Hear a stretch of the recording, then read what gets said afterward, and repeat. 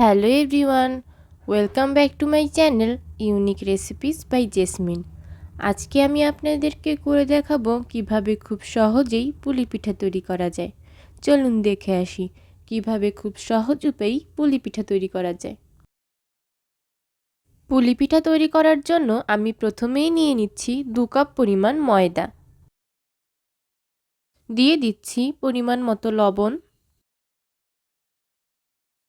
দিয়ে দিব 2 টেবিল চামচ তেল।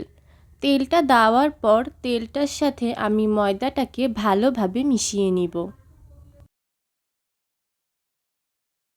মেশানো হয়ে গেলে আমি ময়দার ভিতরে দিয়ে দিব পরিমাণ মতো পানি।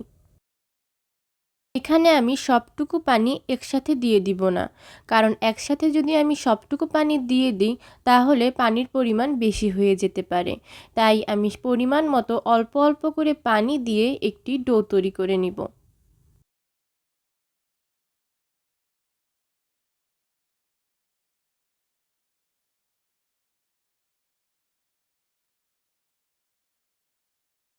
ডোটা তৈরি হয়ে গেলে আমি এই ডোটাকে ঢেকে দিব এবং 30 মিনিটের জন্য রেখে দিব।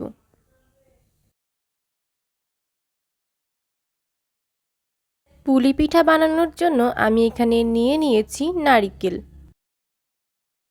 পুর বানানোর জন্য আমি প্রথমেই নারিকেলটাকে একটি প্যানের ভিতরে ঢেলে দিব। নারিকেলের ভিতরে এবার আমি দিয়ে দিব 5টি এলাচ ও 4টি দারচিনি। দিয়ে দিব 1 কাপ পরিমাণ চিনি।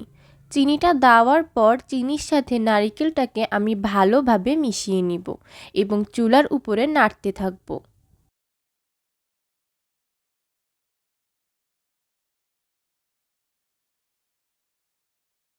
পুরটা অলমোস্ট হয়ে গেছে।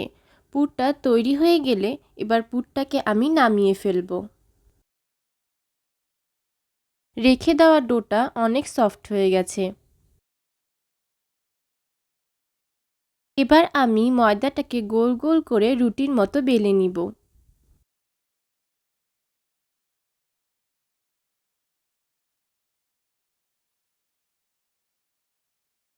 রুটি বেলা হয়ে গেলে এবার এর ভিতরে আমি পুরটা দিয়ে পিঠাটা তৈরি করে ফেলব।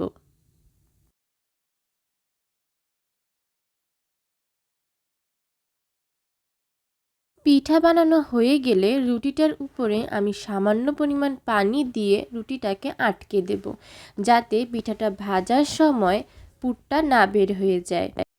এবার আমি একটি ছুরির সাহায্যে পিঠাটাকে কেটে নিব।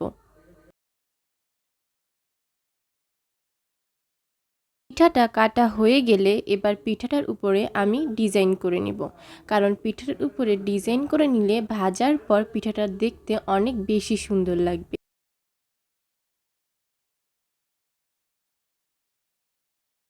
সেম ওয়েতে আমি সবগুলো পিঠা বানিয়ে নিয়েছি। এবার আমি ডুবো তেলের ভিতরে পিঠাগুলো দিয়ে দিব। পিঠাগুলো দেয়া হয়ে গেলে আমি পিঠাগুলোকে ভালোভাবে ভেজে নিব। তৈরি হয়ে গেল খুব সহজ উপায়েই পুলি পিঠা। আজ তাহলে এই পর্যন্তই। আবার কোনো একদিন আপনাদের সামনে হাজির হয়ে যাব নতুন কোনো এক রেসিপি নিয়ে। আপনারা যারা এখনও আমার চ্যানেলটি সাবস্ক্রাইব করেননি তারা প্লিজ আমার চ্যানেলটি সাবস্ক্রাইব করে ফেলুন এবং পাশে থাকা বেল আইকনটি ক্লিক করে ফেলুন। ভিডিওটি যদি ভালো লেগে থাকে তাহলে অবশ্যই একটি লাইক দিয়ে যাবেন। আল্লাহ হাফেজ।